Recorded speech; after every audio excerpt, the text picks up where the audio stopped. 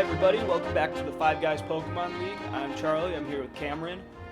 Yep. And we're going to get into the last Week 1 battle. Final week one battle. Yeah, we've got Taylor and Teamfight Tactics versus Jack, who plays as the Riptides. And this should be a good one. Both players performed really well last season. Jack always, performs really well. Taylor actually won the league in his first season last. And to get to that final, it's worth noting that he did knock out Jack in the semifinals. So, that is true. I forgot about that. Yeah. They do have a bit of a history with that. Yeah, they do. So we'll see who wins in this rematch of last season's semifinals. A couple notable things about these teams. First of all, Taylor's Arctozolt and Aurorus might be the the best value you're gonna get for a 0-pointer, at least in Aurorus. For sure. And Arctozolt benefits greatly from that hail. Yeah, I mean, those Bolt Beaks, if you don't have an immunity, you're pretty much going to be taking most of your health no matter what. I mean, even resisting it's just a lot of damage output. Yeah, and speaking of that immunity, that a kind of critical aspect of Jack's team here is that his one immunity in Zygarde or Zydog is 4 times weak to a potential Icicle Crash or Blizzard. Right. I mean, Arctozolt I think just has a great matchup here because then looking at his resist in Serena, it is normally physically bulky, but again, that Ice type deals with Serena pretty well. So, I mean, Electric with Ice is looking like a very deadly combo offensively, and I mean, managing to snag that much presence with 7 points I think is one of the smartest things we've seen out of this draft so far. Yeah, for sure. I can't imagine that Arctozolt wasn't contested. I know that RNGesus was going for some hail synergies, but Taylor was able to swipe it first, and I think it's going to do work for him over the course of the season. We'll see if something maybe like physically bulky Incineroar, or maybe this Mega Aggron is going to be able to stand up to it. But outside of that, Mega Aggron is especially of note because that is actually the Mega that I managed to win the league with, and he does have a similar core with having a Fairy type and then a Wish Passer with the Mega Aggron. So he does have the setup that I think is necessary to make Mega Aggron work, and I think if he plays it properly, people are really going to struggle to get through that. Yeah, for sure. I mean, Jack's whole team is just it just looks really strong, just optically. He's got every single one of his Pokemon are some of the best value in their tiers. I mean, they've all performed insanely well. I mean, we saw Serena go crazy for Teamfight Tactics last season. Zydog actually just got moved up 2 points. It got moved from C+ to B- in the over the off season, which now it costs 10 points instead of 8. But Alomomola has always performed really well for 8. Incineroar is one of the consistently highest value 8-pointers in the draft. And Lele was great for me in Season 2. I won with Lele in Season 2. Right. The Go-Go's had it last season, and it was great for Jules. So Jack's got a really solid team, but so does Taylor. I mean, that core of Finny and Ferrothorn is just so bulky, and when you throw Mega Charizard X in there, that could be a core that's really tough to get through. Right, and I mean, another advantage he has with that core is, unlike some of the other bulky teams like mine, for example, his bulk, I would say, has a significant amount more offensive presence. I mean, Ferrothorn with Gyro Balls and Power Whips hits really hard. Yeah, I think Fini actually has a Choice Scarf set as well as a Choice Spec set that also hit pretty hard.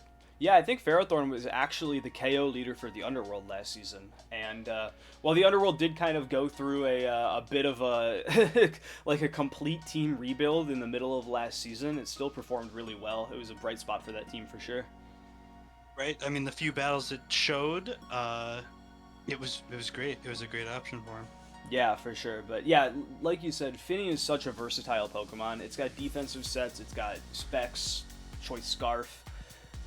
It's got so many different options that you can run on a Calm Mind, offensive Calm Mind, defensive Calm Mind. It's got so many different options. Right. Yeah. And speaking of options, another pick that we have not really seen from Teamfight Tactics, Mienshao.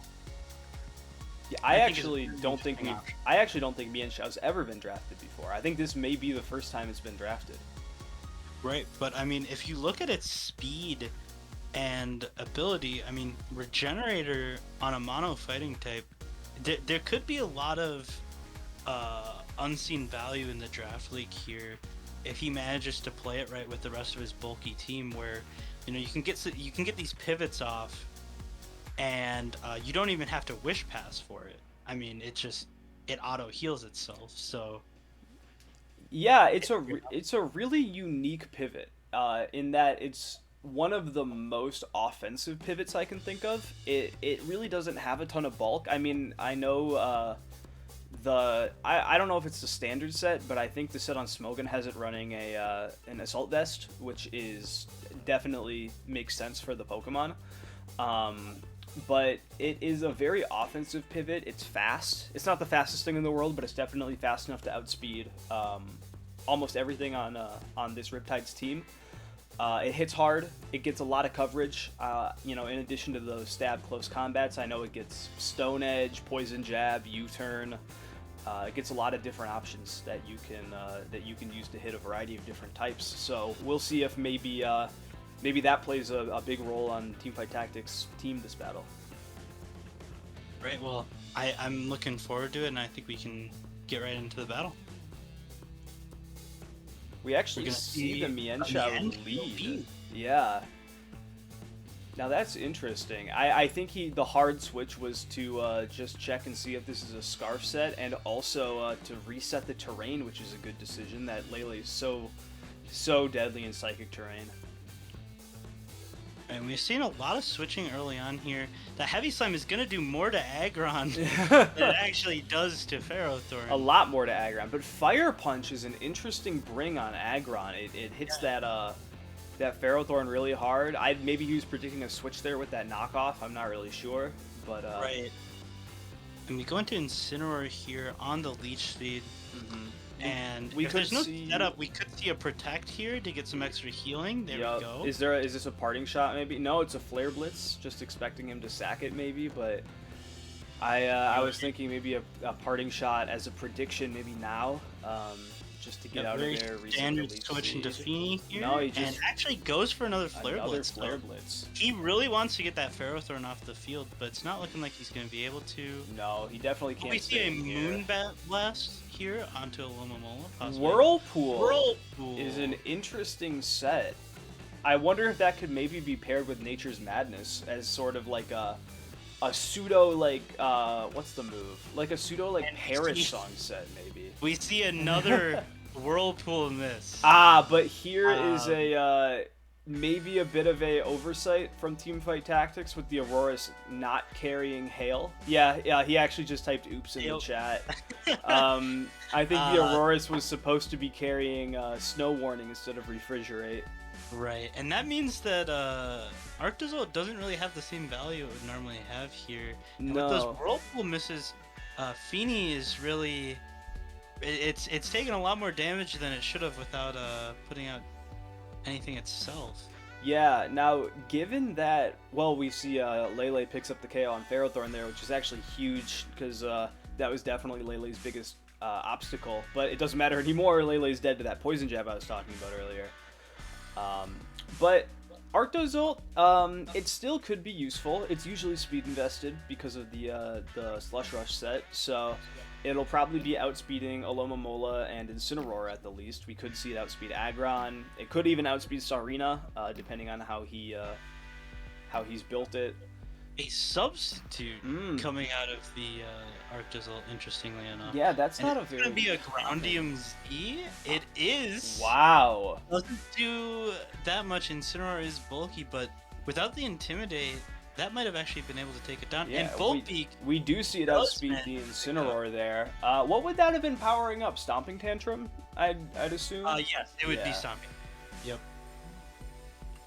We see the Arctozolt switch out. I think he realizes that it definitely has more potential this battle, but with there being no Hail, I'm not really sure how Teamfight Tactics is supposed to get through the Zydog this battle. It'll be I think it'll be kind of a challenge for him to have anything actually stand up to it. Yeah, I think unless Psyduck doesn't one-shot Mienshao, this battle might actually be over, and Jack might not realize it, because I mean that will definitely kill both Auroras and Arctozolt at the health it's at. Yeah, now this Dragon Dance does give Charizard an advantage if it's able to stay in, as the Toxic is blocked by the Misty Terrain. But Alomomola is usually run as a physically defensive set, so yeah, just like that, Taylor's probably gonna have to start putting up a couple Dragon Dances in order to actually get through it. Right, but interestingly enough, if this is Roost on the Charizard, it might be able to fully get set up and possibly threaten the Alomomola here. Yeah, well, now with the Toxic, it might be a little bit tougher, and you gotta wonder at what point is he gonna start going for like an Earthquake, because I don't know if an Outrage is really in the cards right now, or if he even has it this battle. But maybe at some point pretty soon he's gonna have to start clicking Outrage. Well, if he has Outrage, but there's Earthquake, he's gonna have to start clicking it if he wants to get anywhere. The trouble is it might be now that Wish Protect. Yep, it might be a little too little too late now. Going down. Yep. There's the Roost just to try to have a couple more turns of survivability, but it just seems like this Alomomola is going to try to keep healing. He actually switches out, which I kind of like as a play to keep it around for Aggron. If he goes for Volbeat here, this could punish that Aggron switch, but he does opt to go for Substitute. Mm-hmm. Still a pretty good option. I believe Volbeat is going to be doing a crazy amount of damage with the crit there. Now, because that was a crit, it's not 2-hit KOing, which might be a tough thing for the Teamfight Tactics to overcome, and without that speed boost from Hail, I think it may just be up to Mienshao to get through this thing. Yeah, so we are going to see that Alomomola pivot. Mm-hmm. Again, although that does 52% this time, interestingly enough. Yeah, this Mienshao... Switch out on the Protect here, and no, we do not see a switch out. Yeah, I wonder what set this Mienshao is running. I'm almost surprised he didn't run it as like a choice band, because outside of Lele, that hits pretty much everything on this Riptides team for a 2-shot, unless it's a fully physically defensive Sarina or Alomomola maybe. Right, and it's looking like we're gonna be staying in on the Alomomola for a bit. Maybe fishing for a crit, possibly? Yeah, maybe. Turn out into Charizard, surprisingly enough. Yeah, Teamfight Tactics has kind of a tough line right here. I think he has to figure out a way to get Arctozolt in on Alomomola, and then also predict the switch into Sarina or Zydog whenever that happens. Right, it's looking like we might be sacking Charizard here to either try to do that, but it does go for Roost, so that doesn't look like the thought process. Yeah, well, it looks to me like he's only got about 2 more turns on it, so we'll see if maybe this turn specifically, like if a Wish comes out. No, I think it's only... I think he's only got 1 attack. Yeah. No burn from the Alomomola, so... Are we going to see a prediction here? Is this a... sub is something. Now, usually this set carries Blizzard, and there's Blizzard, yeah. Now, if that was Hail, it'd be 100% accuracy, but it's sadly not Hail. Yep, we're going to see the Volbeat pick up a kill there. And I'm assuming Jack will go into Sarina here, yep. Yeah, and oh, well, the Sarina outspeeds, so it may not matter anymore, but I'm actually not sure this Blizzard's going to kill the Sarina, and it doesn't. Wow, but the freeze is... nice freeze getting off. Yeah, and the immediate thaw feels probably kind of bad for Teamfight Tactics here, but the freeze is pretty lucky in the first place, so we'll call it even. Right, and I mean Jack is gonna just go into a Lomomola here, Yeah. onto a Flare Blitz, and a burn to keep some damage up is actually not too bad. Hmm. As Now we that could probably put to Mienshao or Arctozolt here. I'm thinking, oh, I would have gone into Arctozolt there. I don't know, but either way, if he doesn't click Wish here, he could be in a little bit of trouble. Yeah, so there's Toxic, but it's looking to me like this Zydog is just gonna clean up whenever it needs to come in. Yeah, it looks like he's just gonna sack Sarina here, get another. Right, but with that Regenerator, I'm actually curious if Teamfight Tactics switches in Arctozolt on this 1,000 arrows here, does Zydog actually have the damage to kill the full health Mienshao is kind of the question. I think one way or another it does, because the two options here are either it's maybe banded, and it probably will, or otherwise, yep, man, there's the 1,000 arrows kill. Otherwise, it could be sashed, in which case the close combat doesn't matter if it kills or not, because it's got an E-speed or another 1,000 arrows coming immediately afterwards. But and what a battle! I mean, yeah, with Hail there, it might have just been over for the Riptides, as Arctozolt still manages to pick up multiple KOs in that battle. I mean, it did a lot of damage there. Yeah, I mean, however critical of an oversight that may have been for Teamfight Tactics, Arctozolt still put up great numbers that battle. I mean, it was able to threaten not only Alomomola, but also Aggron and Incineroar. So it did work that battle. And I'm interested to see how it does going forward when he actually does set up Hail. Yeah, that'll be pretty interesting to see. Aggron didn't quite put out the numbers that I was thinking it would, but I mean, I do think Alomomola did its job in the end game there. And I mean, Zydog, great for end games. I mean, if you leave that for last, it can clean up a battle fairly easily. So. Oh, for sure. It's so fast. And yeah, I guess Jack wasn't really able to pass any wishes to that Aggron this game, but it ended up not mattering as Alomomola was able to hold its own and hold out for the win.